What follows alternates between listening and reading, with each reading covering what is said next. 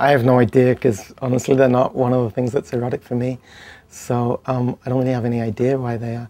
But I mean, for some people, and it's connected to their size, probably to the sound and to texture. I mean, all the things that are, you know, I mean, there are other things that are erotic for me that are for those kinds of reasons, but insects don't happen to be them. And so so I think it's to do, I mean, in the example you're talking about, which is a chapter in the book, which is about crush freaks, who are basically guys who get off watching women walk on small things of different kinds. So one of the things that's pretty common is insects, but it can be other small things. Sometimes it's other small animals, other things. You know, it can be like soft fruit, or, you know, depending. You know, these things are really, you know, things that get people excited. It was really, really specific, right? But in that case, from people I've talked to, and I have no idea if this is really the reason or if it's just what it is for those, you know, the people that I talk to. It's to do with a sort of, for these guys, it's just sort of a projection, I suppose, again, where they identify with the position of the insect, something like that. Yeah, though in a very intense way, because it's also about, I think it's about death, you know, about being in a position of being crushed to death, and the excitement of that. So yeah, it's dominance, but it's a sort of extreme form of dominance. But I'll tell you, I'm actually not that interested in why, because I think as soon as you go down that road, you're starting to pathologize people and make out that it's something weird about people, and I'm really not interested in doing that. It's to me, I guess what was really interesting about it was how it really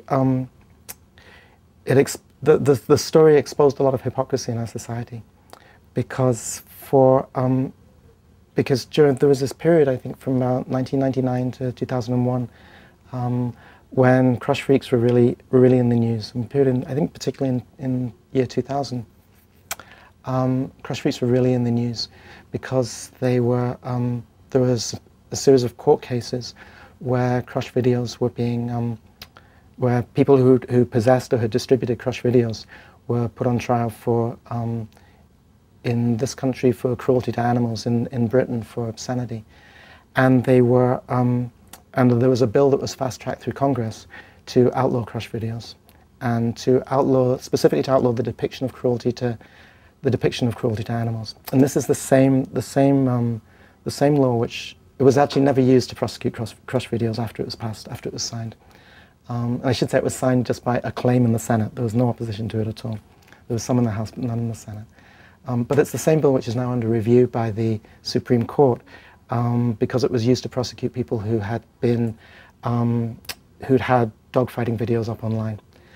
And it raised huge freedom of speech issues, because it was equating the depiction of violence with the violence itself. So it was basically saying that if you had some representation of violence, that was equivalent to the violence itself. You know, this is, as you can imagine, right? This is really a big problem, because all the kinds of things. If you might want to depict violence for, you know, anti-violent purposes, or for any kind of reason, any kind of educational, not even educational. There's all kinds of reasons why you might want to show it. And so now this is before the Supreme Court at the moment. It seems very likely they'll be overturned, because it's such a poorly written law and such a broadly written law.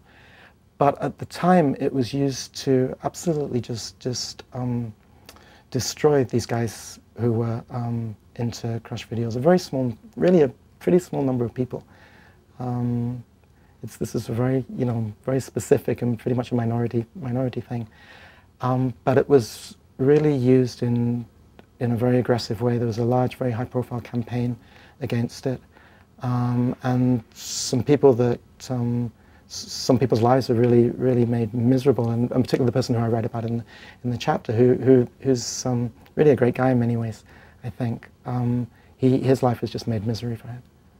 So one of the things that he pointed out that I think is worth underlining is the hypocrisy of this in a society that has absolutely no difficulty in, daily slaughtering thousands, if not hundreds of thousands of animals for food, for carrying out animal experiments, all these kinds of things, for sanctioning all kinds of violence and cruelty against animals. And his issue was that and I think it's an important one, is that, as the problem with crush freaks and crush videos was that the violence that they were committing against animals was in the name of pleasure. And it was that link between violence and pleasure that was so problematic and so troubling for people in Congress and the people who were involved in the campaign. It wasn't the violence itself, because all of them participate, and all of us participate in that on a daily basis.